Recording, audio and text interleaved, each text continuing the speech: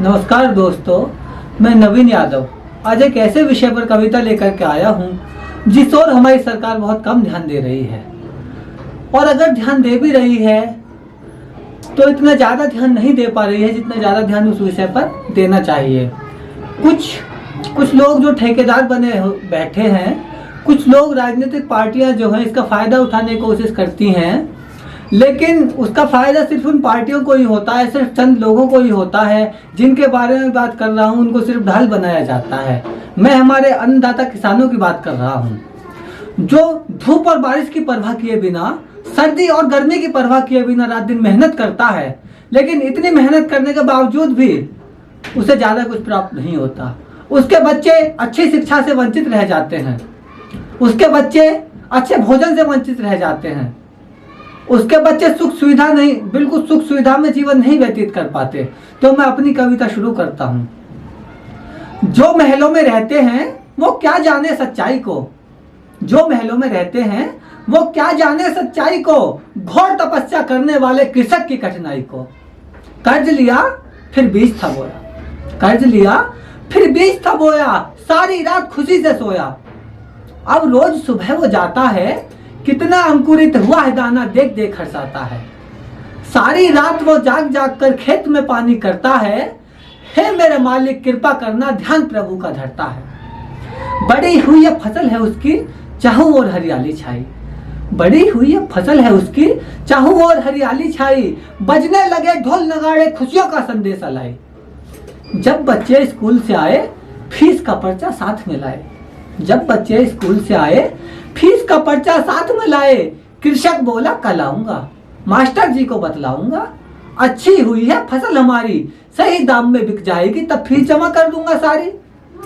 अब हुए सुनहरे दाने सारे, उछल रहा था खुशी के मारे। अब उस किसान की फसल पक चुकी है, जो फसल है उसमें सुनहरापन आ चुका है, दाने में पीलापन आ चुका है। तो हुए सुनहरे दाने सारे, उछल रहा था खुशी के मारे। साहूकार का कर चुकेगा, दिल अब उसका नहीं दुखेगा।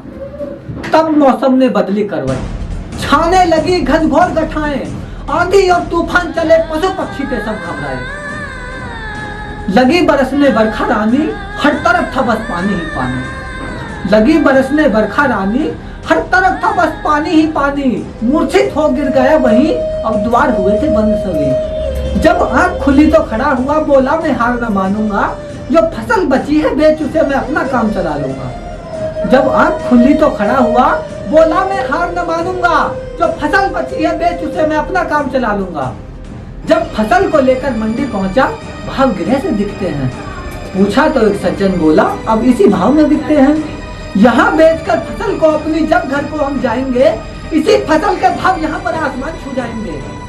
मजबूरी है बेच दो भाई, मजबूरी है बेच दो भाई, क्या यहाँ हमारी हस्ती है। मनमानी इनकी होगी, ये साहूकारों की बस्ती है। अब जितनी फसल बिकी थी उसमें कुछ आढ़त के काट लिए, बाकी भी तो नहीं दिए थे, वो किस्तों में बांट दिए। ये लो पैसे यही मिलेंगे, ये लो पैसे यही मिलेंगे, बाकी कुछ दिन बाद तुम आना। भीड़ बहुत है रास्ते में, कोशिश करो संभल कर जाना।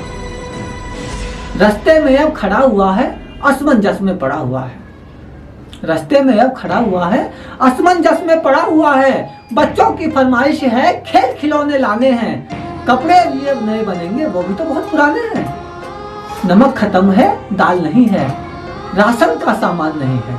नमक खत्म है दाल नहीं है, राशन का सामान नहीं है। थोड़ा थोड़ा सब ले लूंगा, इसमें कोई अपमान नहीं है। तभी जहन में ख्याल है आया, अगर न मैंने कर चुकाया, साहूकार से दंड मिलेगा, कर्जा भी फिर नहीं मिलेगा। अभी फीस भी भरी नहीं है, अभी फीस भी भरी नहीं है, प्रतिज्ञा पूरी करी नहीं है। ये कैसी विपदा आन पड़ी है, जिम्मेवारी बहुत पड़ी है, जिम्मेवारी बहुत पड़ी है। बच्चे सोच रहे हैं घर पर पापा घर जब आएंगे, खेल खिलौनों के संग में वो रसगुल्ले भी लाएंगे। बच्चे सोच रहे हैं घर पर पापा घर जब आएंगे, खेल खिलौनों के संग में वो रसगुल्ले भी लाएंगे। अपने घर के दरवाजे पर जब खाली हाथ वो आता है, उन मासूमों का नाजुक दिल सब चूर चूर हो जाता है। कहाँ है मेरी गुड़िया रानी, छुटकी रोकर कहती है, कहाँ है मेरी गुड़िया रानी, छुटकी रोकर कहती है। छोटू की मोटर गाड़ी भी क्या बिन पैसे आ सकती है? लिख चुकी थी विमला रानी उस मायूसी की सारी कहानी। बच्चों की खुशियों की खातिर रसगुल्ले थे आप बनाए, रुष्ट हुए उन बच्चों को दोबारा नए नए स्वप्न दिखाए। बोली इस बार जब फसल बिकेगी छुटकी की गुड़िया अलग दिखेगी। बोली इस बार जब फसल बिकेगी छुटकी की गुड़िया अलग दिखेगी। छोटू की कार भी आएगी, जब रेस में वो दौड़ाएगा तो सबसे आगे जाएगी। उन मासूमों के सपनों पर क्या फिर पानी फिर जाएगा? उन मासूमों के सपनों पर क्या फिर पानी फिर जाएगा? क्या कृषक अपनी फसलों के अब सही दाम ले पाएगा? क्या कृषक अपनी फसलों के अब सही दाम ले पाएगा? धन्यवाद।